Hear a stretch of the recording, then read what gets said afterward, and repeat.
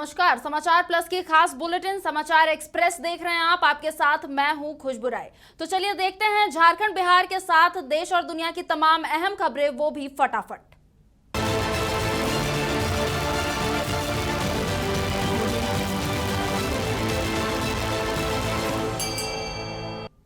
प्रधानमंत्री नरेंद्र मोदी ने शिमला के ऐतिहासिक रिज मैदान में जनसभा किया। इस मौके पर प्रधानमंत्री ने देश भर के लोगों से वर्चुअल बातचीत की। साथ ही उन्होंने लद्दाख में अलग अलग सरकारी योजनाओं के लाभुकों से भी बातचीत की।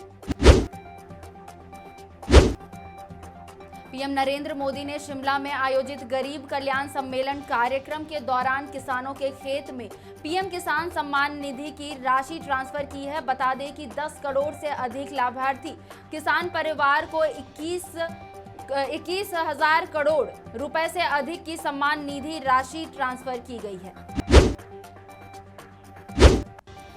जम्मू कश्मीर के नेशनल पैंथर्स पार्टी के संस्थापक भीम सिंह का आज सुबह जम्मू में निधन हो गया। वे लंबे समय से बीमार चल रहे थे। बता दें कि भीम सिंह 4 दशक से अधिक समय तक आर्टिकल 370 और 35A को समाप्त करने को लेकर मांग उठाते रहे थे। जम्मू और कश्मीर में एक बार फिर एक आम नागरिक आतंकियों की गोली का शिकार बना है। मंगलवार को कुलगाम में आतंकियों ने स्कूल के शिक्षक को गोली मार दी। बता दें कि हाल ही में आतंकियों ने राहुल भट्ट नाम के एक कश्मीरी पंडित को भी गोली मारकर उसकी हत्या कर दी थी। पंजाबी सिंगर सिद्धू मूसेवाला को पंजाब के मूसा गांव में अंतिम विदाई दी गई। सिद्धू को अंतिम विदाई देने के लिए जनसैलाब उमड़ पड़ा। इस दौरान मूसेवाला के परिजन रोते बिलखते हुए नजर आए। उत्तर प्रदेश के बरेली में एक एम्बुलेंस मंगलवार सुबह डिवाइडर से टकराने के बाद कंटेनर से जा टकराई। इस हादसे में एम्बुलेंस सवार 7 लोगों की मौत हो गई। बताया जा रहा है कि एम्बुलेंस डिवाइडर से टकराने के बाद घटना जो सामने आई है उससे ये पता चल रहा है कि ड्राइवर को नींद आ गई थी, जिस वजह से यह हादसा हुआ है।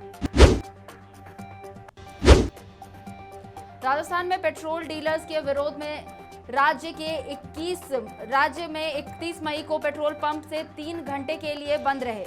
राजस्थान पेट्रोलियम डीलर्स एसोसिएशन के मुताबिक राज्य के लगभग 6700 पेट्रोल पंप 8 बजे से रात 11 बजे तक बंद रहेंगे। भारतीय टेनिस खिलाड़ी रोहन बोपन्ना ने इतिहास रच दिया है। वे पहली बार tennis grand slam French open में पुरुष डबल्स के सेमीफाइनल में पहुंच गए हैं। पश्चिम बंगाल की मुख्यमंत्री ममता बनर्जी ने आज एक बार फिर भारतीय जनता पार्टी पर हमला बोला है। उन्होंने कहा है कि लोकसभा चुनाव 2024 में भाजपा को एंट्री नहीं मिलेगी। उन्होंने कहा कि आगामी लोकसभा चुनाव में भी उन्हें यहां कोई सफलता नहीं मिलने वाली है। यूपीएससी की ऑल इंडिया सिविल सर्विस 2021 की परीक्षा में जम्मू कश्मीर के 6 कैंडिडेट एग्जाम पास करने में सफल हुए हैं, लेकिन ये सभी जम्मू क्षेत्र से है। कश्मीर के किसी भी कैंडिडेट ने इस बार परीक्षा पास करने में सफलता हासिल नहीं की है। वहीं लद्दाख के एक कैंडिडेट ने भी परीक्षा पास किया है।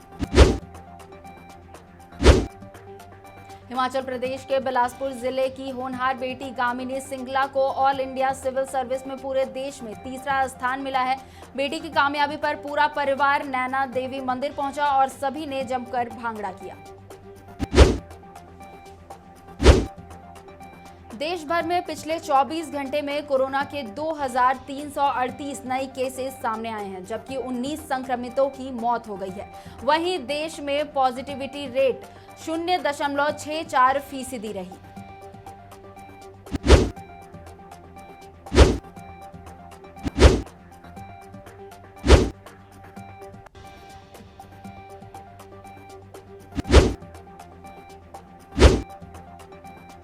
कनाडा के प्रधानमंत्री जस्टिन ट्रूडो ने पड़ोसी देश अमेरिका में हैंडगन से लोगों के ऊपर बढ़ते हमले के मामलों को देखते हुए अपने यहां इस पर पूरी तरह से प्रतिबंध लगाने का फैसला लिया है। इसके लिए उन्होंने एक विधेयक पेश किया है।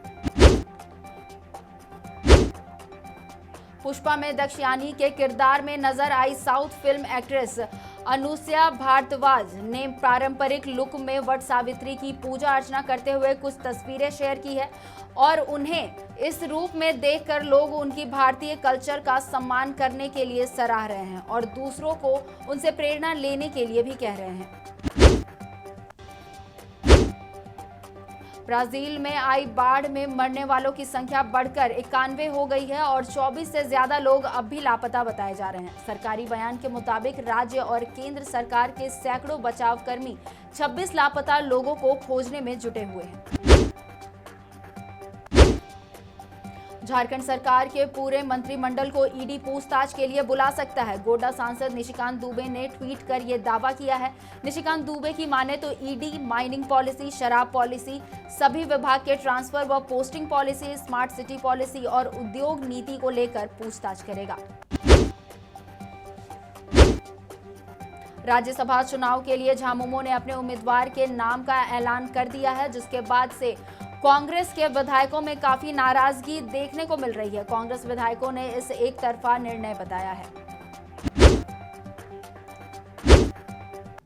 झारखंड में राज्यसभा सीट पर कांग्रेस और जेएमएम गठबंधन में चल रहे घमासान के बीच मुख्यमंत्री हेमंत सोरेन ने अपनी पार्टी से महुआ माझी को उम्मीदवार घोषित कर दिया। अब इस मुद्दे पर कांग्रेस में जबरदस्त नाराजगी देखी जा रही है। इस मामले को लेकर कांग्रेस महासचिव और झारखंड प्रदेश प्रभारी अविनाश पांडे सोनिया गांधी से मिलने पहुंचे थे।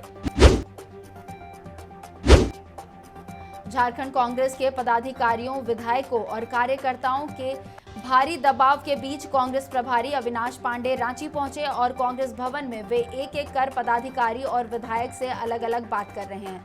कांग्रेस के तमाम नेता और कार्यकर्ता बेहद आक्रोशित हैं। झारखंड मुक्ति मोर्चा की उम्मीदवार महुआ माझी ने आज अपना नामांकन पर्चा दाखिल किया। नामांकन के दौरान सीएम हेमंत सोरेन, मंत्री मिथिलेश ठाकुर, सुप्रियो भट्टाचार्य सहित कई नेता और कार्यकर्ता मौजूद रहे। राज्यसभा चुनाव के लिए भाजपा प्रत्याशी आदित्य साहू ने आज अपना नामांकन दाखिल कर दिया। इस दौरान भाजपा विधायक दल के नेता बाबूलाल मरांडी, आजसू प्रमुख सुदेश महतो, पूर्व मुख्यमंत्री रघुवर दास और प्रदेश अध्यक्ष दीपक प्रकाश मौजूद रहे। राज्यसभा चुनाव को लेकर राजनीतिक गहमागहमी तेज हो गई है। आज जेएमएम प्रत्याशी महुआ माझी और बीजेपी प्रत्याशी आदित्य साहू ने अपना नामांकन दाखिल कर दिया। इस दौरान जेएमएम और बीजेपी के बड़े नेता और कार्यकर्ता झारखंड विधानसभा में मौजूद रहे। बीजेपी के दोनों राज्यसभा उम्मीदवारों ने विधानसभा में अपना नामांकन दाखिल कर दिया है। इस दौरान बीजेपी के नेताओं और केंद्रीय नेतृत्व का आभार जताया। बता दें कि सत्ताधारी गठबंधन जेडीयू और बीजेपी ने रविवार को राज्यसभा कैंडिडेट के नाम का ऐलान कर दिया था। जेडीयू ने अपने सिटिंग कैंडिडेट व केंद्रीय मंत्री आरसीपी सिंह का पत्ता साफ कर झारखंड के पार्टी नेता खीरू महतो को उम्मीदवार बनाया है। एमएलसी चुनाव को लेकर राजद द्वारा उम्मीदवार तय किए जाने पर कांग्रेस ने ऐतराज जताया है। कांग्रेस नेता अजीत शर्मा ने आरोप लगाते हुए कहा है कि राजद ने किसी भी सहयोगी दल से बात किए बिना ही उम्मीदवारों की घोषणा कर दी, जबकि राजद के पास 3 उम्मीदवार को जिताने के लिए पर्याप्त वोट नहीं है। भारत सरकार के विभिन्न योजनाओं के लाभुकों के साथ प्रधानमंत्री नरेंद्र मोदी के संवाद कार्यक्रम में मुख्यमंत्री नीतीश कुमार ने भी वीडियो कॉन्फ्रेंसिंग के माध्यम से भाग लिया। इस दौरान कई नेता भी मौजूद रहे। आरजेडी सुप्रीमो लालू प्रसाद की अध्यक्षता में राबड़ी आवास पर आरजेडी की तरफ से विधायक दल की बैठक बुलाई गई, जिसमें तेजस्वी यादव सहित आरजेडी के दिग्गज नेता शामिल हुए। बैठक में पार्टी को और संगठन को और ज्यादा मजबूत करने को लेकर चर्चा हुई। साथ ही विधान परिषद में योग्य उम्मीदवारों को भेजने पर भी विचार विमर्श हुआ। बिहार में अपराधियों पर नकेल कसने की मुहिम शुरू कर दी गई है। इसके तहत सभी थाना स्तर पर 300 मोस्ट वांटेड अपराधियों की सूची तैयार कर ली गई है। इन सभी की गिरफ्तारी करने के लिए व्यापक स्तर पर अभियान चलाया जाएगा। बता दें कि इन्हें दबोचने के लिए विशेष वज्र फोर्स को इनके पीछे लगाया जाएगा। गौरतलब है कि राज्य में अपराधियों की धरपकड़ के लिए ऑपरेशन प्रहार चलाया जा रहा है। सेशन लेट चलने से नाराज मगध यूनिवर्सिटी के छात्र छात्राएं जदयू कार्यालय में शिक्षा मंत्री से अपनी गुहार लेकर पहुंचे। उनसे मिलने के लिए यहां शिक्षा मंत्री ने सभी छात्र छात्राओं की गुहार सुनी और उन्हें आश्वासन दिया है कि जल्द ही उनकी मांगों पर विचार किया जाएगा। भारतीय क्रिकेट टीम के पूर्व कप्तान महेंद्र सिंह धोनी मुश्किलों में फंस गए हैं। चेक बाउंस के मामले में बिहार के बेगूसराय में धोनी समेत 8 पर शिकायत दर्ज की गई है। दरअसल मामला खेती किसान में इस्तेमाल किए जाने वाले उर्वरक से जुड़ा हुआ है। बताया जा रहा है कि मामला उत्पाद के लिए CNF देने और फिर वापस कर 30 लाख का चेक बाउंस होने का है और धोनी उस उत्पाद का प्रचार करते हैं। आदित्यपुर निवासी विजय कुमार ठाकुर के इकलौते बेटे सुमित ठाकुर ने IAS के फाइनल एग्जाम में ऑल इंडिया रैंकिंग में 263वें रैंक हासिल किया है और IAS बन गए हैं। बताया जा रहा है कि परिणाम से परिजनों में खुशी का माहौल है। मुंगेर की बेटी डॉक्टर अंशु प्रिया के साथ साथ आयुष और राज विक्रम ने भी परचम लहराकर देश और राज्य का नाम रोशन करते हुए खबरों में है। खबर सुनने के बाद बधाई देने वाले का उनके घर पर तांता लगा हुआ है। चाईबासा के सभी मतगणना केंद्रों पर सुरक्षा के पुख्ता इंतजाम किए गए हैं। जहां मतगणना का कार्य हुआ, मतगणना केंद्र पर वैसे लोगों को प्रवेश करने दिया गया जिन्हें जिला प्रशासन और निर्वाचन आयोग द्वारा पहचान पत्र दिए गए हैं। झारखंड पंचायत चुनाव समाप्त होने के बाद मतगणना हुआ। गुमला स्थित उर्सुलाइन बालिका विद्यालय में सुबह 8 बजे से मतगणना हुआ। इस दौरान प्रत्याशियों को पास के आधार पर कक्ष में प्रवेश दिलाया गया ताकि उनकी उपस्थिति में मतगणना का कार्य सुचारू रूप से किया जा सके। बिहार में महिलाओं के खिलाफ होने वाली आपराधिक घटनाओं में कमी दर्ज की गई है। दुष्कर्म, छेड़खानी, दहेज प्रताड़ना जैसी घटनाओं में 10 से लेकर 34% तक की कमी देखने को मिली है। पॉक्सो एक्ट के तहत दर्ज होने वाले मामले में भी गिरावट आई है। कोरोना के दौरान एक वर्ष में मुजफ्फरपुर सहित सूबे की साक्षरता दर में गिरावट आई है। महिला और पुरुष दोनों की साक्षरता दर गिरी है। फैमिली हेल्थ सर्वे की रिपोर्ट में इसकी पुष्टि की गई है। मुजफ्फरपुर में एक होटल में खाना खाने के दौरान युवती बाथरूम की ओर जाने के लिए उठी और वहां से भाग निकली। साथ ही इस दौरान युवती ने लैपटॉप, टैब और 10,000 नगद रुपए भी चुरा लिए।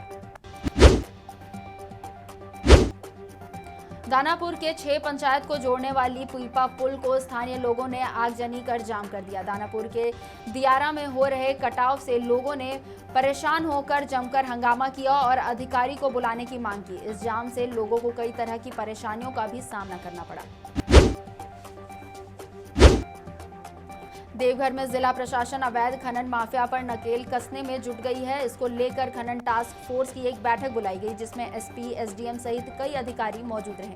मौके पर उपायुक्त ने DMO को विशेष दिशा निर्देश दिए। साथ ही अवैध रूप से नदियों से बालू उठाव पर रोक लगाने का भी निर्देश दिया गया है।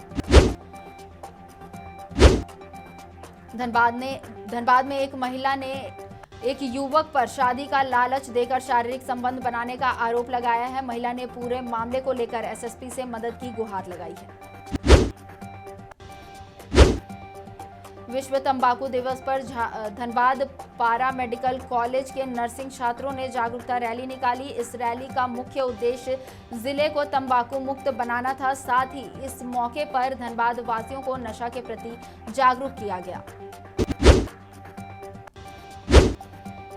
गढ़वा के सदर SDM और SDPO ने संयुक्त रूप से अवैध बालू के खनन के खिलाफ छापेमारी अभियान चलाया। इस दौरान नदी से अवैध बालू का खनन करते हुए कुल 8 ट्रैक्टरों को जब्त किया गया और थाने को सौंप दिया गया। इसके साथ ही आगे की कार्रवाई में पुलिस जुट गई है।